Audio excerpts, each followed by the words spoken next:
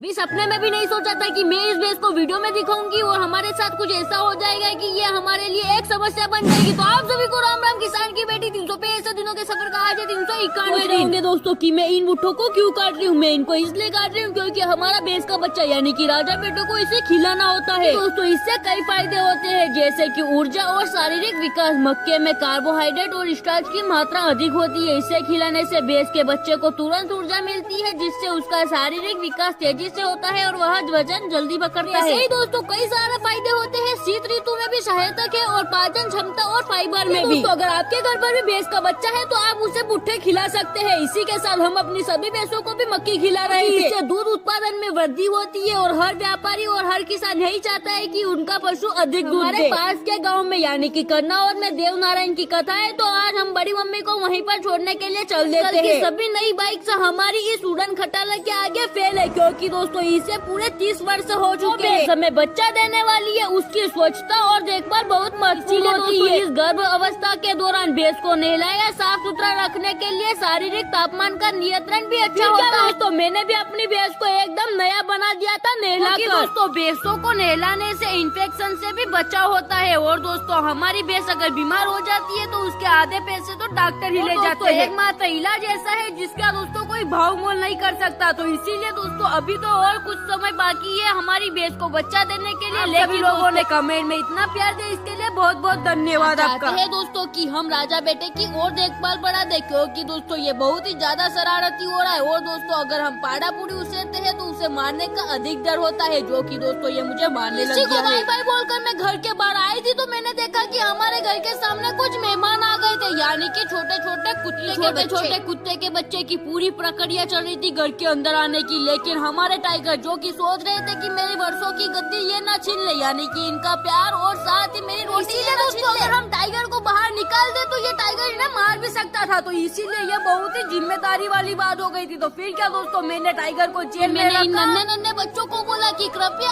आप अपने घर पर चले जाइए वरना यहाँ से आपकी अंतिम यात्रा कई दिनों की मेहनत और इंतजार के बाद आखिरकार हमारी ये सुंदर सी झोपड़ी एकदम खेतों के बीच में बनकर तैयार हो जाती है। यानी कि सुंदर तो नहीं है लेकिन भाई मान लेते हैं कि ये एक सुंदर सी झोपड़ी है। अगर दोस्तों आपको इसका पूरा वीडियो देखना है तो प्लीज यूट्यूब पर जाकर देखिए। मैंने इसे देसी तरीके से बनाया ताकि गर्मियों में भी ये ठंडी रहे। तो इसीलिए दोस्तों